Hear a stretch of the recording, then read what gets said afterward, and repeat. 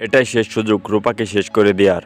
রূপাকে শেষ করে দিয়ে মিশকা বাসায় বসে মনে মনে চিন্তা করে এবার হয়তো আমি রূপাকে শেষ করে দিয়েছি। কিন্তু হঠাৎ একজন মিশকাকে কল করে জানায় যে রূপার এখনো কিছু হয়নি, রূপা এখনো বেঁচে আছে। মিশকা তখন এটা শুনে অনেকটাই অবাক হয়ে যায়। মিশকা তখন মনে মনে ভাবে মা ও মেয়ের কই মাছের প্রাণ, ওদেরকে কোনোভাবে শেষ করা যাচ্ছে না।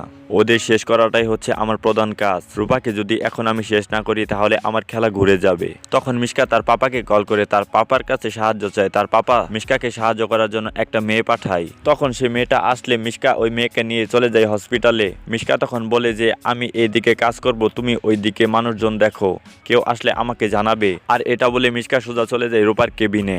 অন্যদিকে ওই মেয়েটা মিশকার পক্ষে কাজ করার চাইতে রূপার পক্ষে কাজ করে এবং কি সেই ভিডিও ধারণ করে। তো বন্ধুরা, আগামী পর্বগুলোতে কি হতে পারে? সেই ভিডিও কি সূর্য পেয়ে যাবে এবং কি পুলিশের হাতে তুলে দিবে? তোমাদের কি মনে হয় তা কমেন্টে জানিয়ে দাও তোমাদের মতামত। সেই সাথে অনুরাগের চর সকল অগ্রিম আপডেটগুলো সবার আগে পেতে আমাদের এই চ্যানেলটিকে অবশ্যই সাবস্ক্রাইব করে নাও। ধন্যবাদ।